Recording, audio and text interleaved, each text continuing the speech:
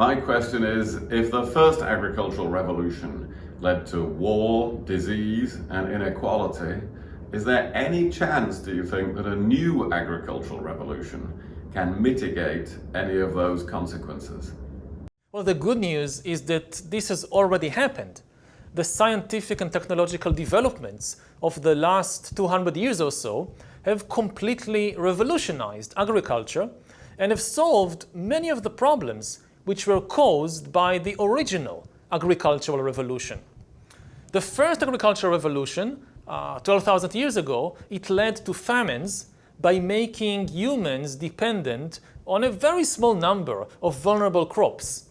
But thanks to the new agricultural revolution, now, for the first time in history, more people actually die from eating too much than from eating too little, which is a huge achievement. The first agricultural revolution also led to epidemics. By cramming together many people and many animals and goats and pigs and chickens and whatever into dense, unhygienic settlements, the agricultural revolution created a hothouse for epidemics, like germ paradise.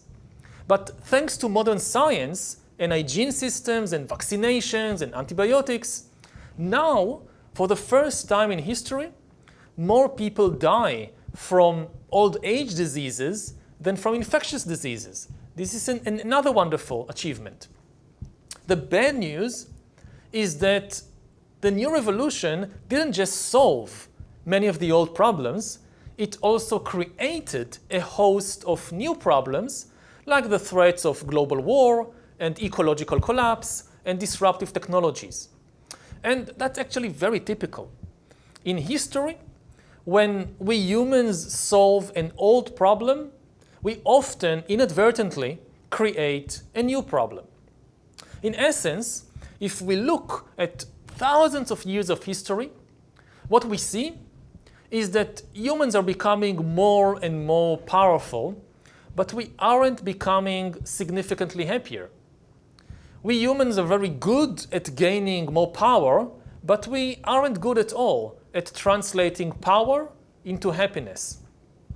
I'm quite confident that we will gain a lot more power in the coming century, which will solve many of the problems that now bother us.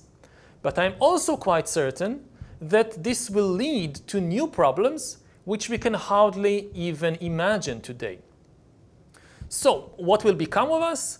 I think that we will become gods, we will acquire divine powers of creation and destruction, but we will be dissatisfied gods.